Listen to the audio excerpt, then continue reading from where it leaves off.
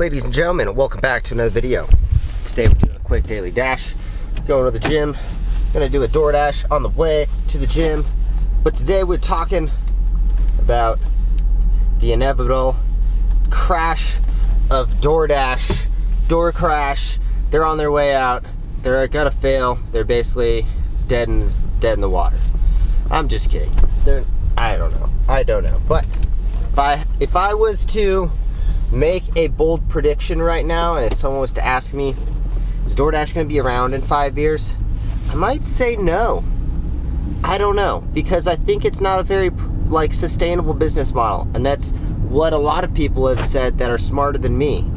If Doordash wasn't profiting back in the pandemic, when essentially that's when they should have been stocking up on cash, and businesses that don't have a cash pool to pull from, basically they're not going to do that well, and they basically have just been recycling business or money around, trying to get the investors to continue to invest into the company. And it seems that if you actually look at Doordash right now, the stock, let's do the last 3 months, does not look even okay. It looks horrible. It's just gone down and down and down. Bentley Coop is shitting his pants right now because all his money's invested in Doordash stock. I don't know. Hopefully it's not, but it's been going down and down and down. And there was a little up when the Omicron virus came out, and it's been gone down and down and down. And basically, it's not looking too good for them. And what I think is the key reason, it's kind of like Para. Restaurants don't need Doordash. Doordash needs the restaurants. Doordash didn't need Para, Para was just kind of trying to fit themselves into the middle of this whole scheme that Doordash has going on, just like Doordash is trying to fit themselves in the whole scheme of how everything works with restaurants and customers. It's not like we need Doordash. If restaurants were smart, they'd all just have delivery drivers, and then everyone can just start delivering. It's a convenient thing, but I think Amazon could just come in and wipe everyone out right now if they decided to do delivery. The reason why Amazon does so well is because they sell a lot of the products themselves and stuff, And also, they have a straight up monopoly already. They have taken over.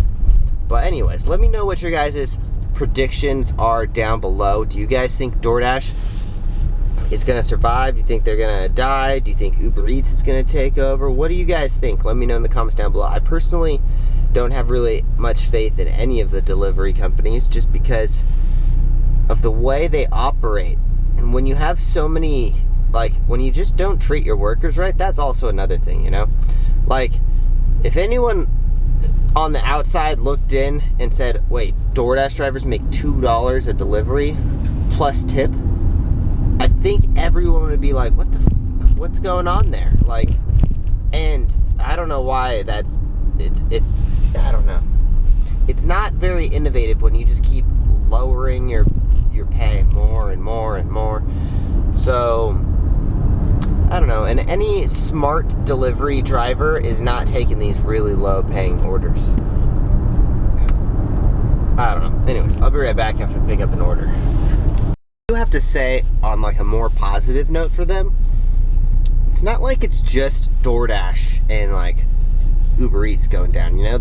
All of the cryptocurrencies are going down a lot too. Maybe people are just not as fond of investing into these things as they were before. I don't know. I don't think there's any stocks that are just going crazy right now. I think mostly everything is about taking.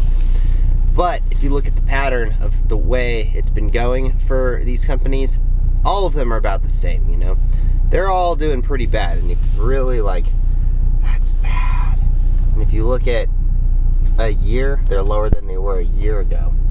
So even though there should be more money in there, and that's just a nightmare. If you look at their entire history of how long they've been a stock for, it's not good. In 1 month, it's really not good. It's really not good. But neither is crypto. Crypto's doing pretty damn bad right now too. So maybe I'm just talking out of my ass,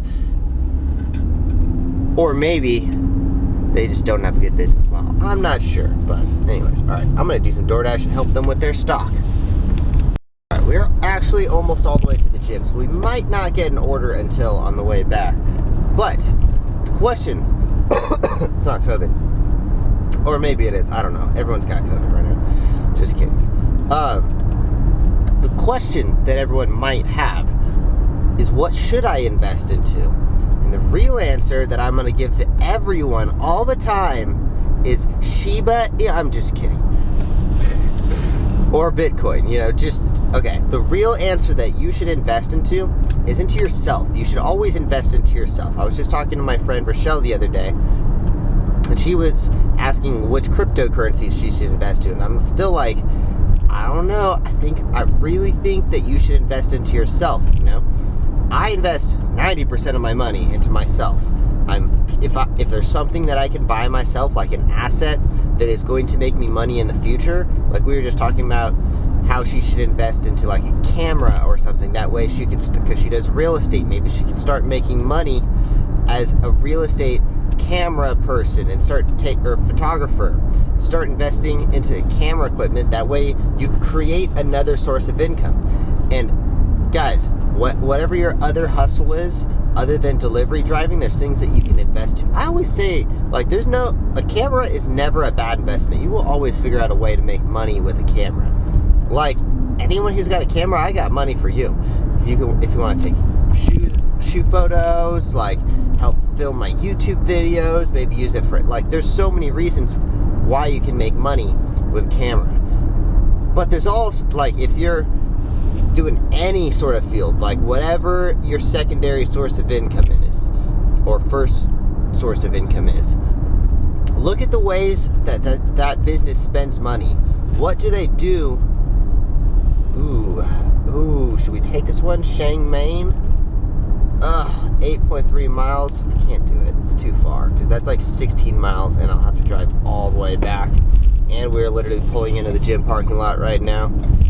After the gym, probably would be a good order. But anyways, look around at how your business is spending money, or the business that you work for is spending money, or your friends are spending money, What are they spending money on? Can you do some of those tasks that they are spending money on? That was how I originally got started with photography. I was looking and I was like, man, Razor's spending all this money. They're outsourcing to photographers, and they're paying videographers to film me and my friends in the skate park. Like when I was a pro athlete, that's what they would do.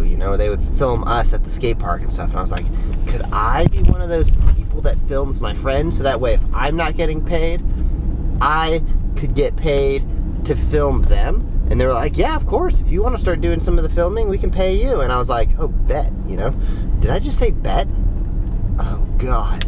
I sound like a freaking Gen Z person. Ugh. Anyways.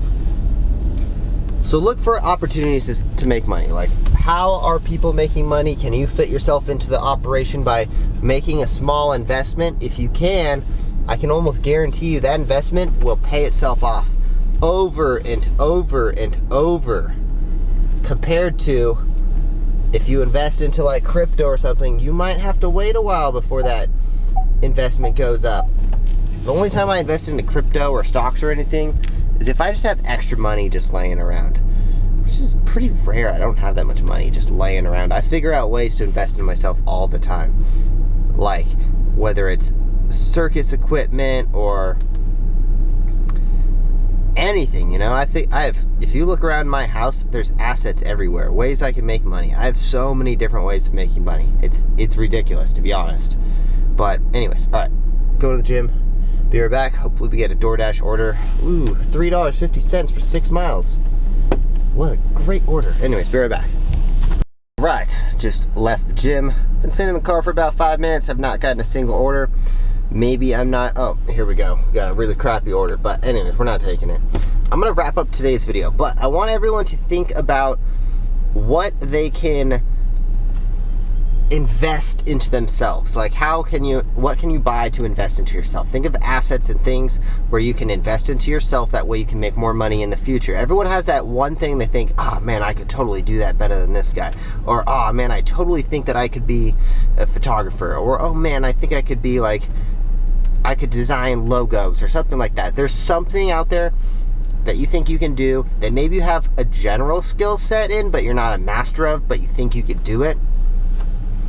And look for ways of making money in that way. Like, try to buy something that's going to make you money in the future. There's the assets and liabilities. Liabilities are things you invest into that do not make you any money, and assets are things that you can invest into that can make you money in the future. And the more assets you have, the more money opportunities you're going to have in the future. And I think that's just something everyone should change.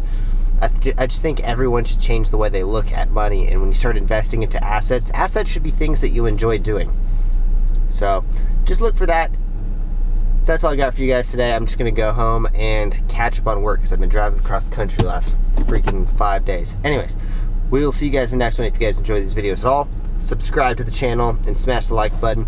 And also, if you guys haven't yet, check out my podcast on Spotify and iTunes and other platforms as well.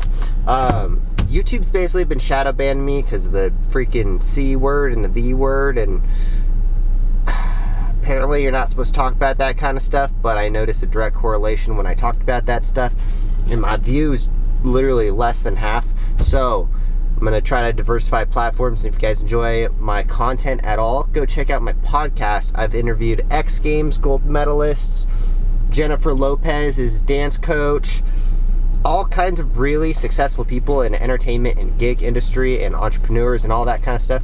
So go check out the Off Axis podcast on Spotify, Apple, and on YouTube. But I'm trying to, like, I just don't like what YouTube's doing as of lately, especially with like them banning videos like the doctor that Joe Rogan had on and all that stuff. I don't like that stuff. I don't like people being censored. So I'm going to try to start moving over towards different platforms. And if you agree with me and you think that that's messed up, that people are getting censored, go check out my podcast, Spotify, all that. Link is down below in the description. So we will see you guys in the next one. Thanks for watching. Peace.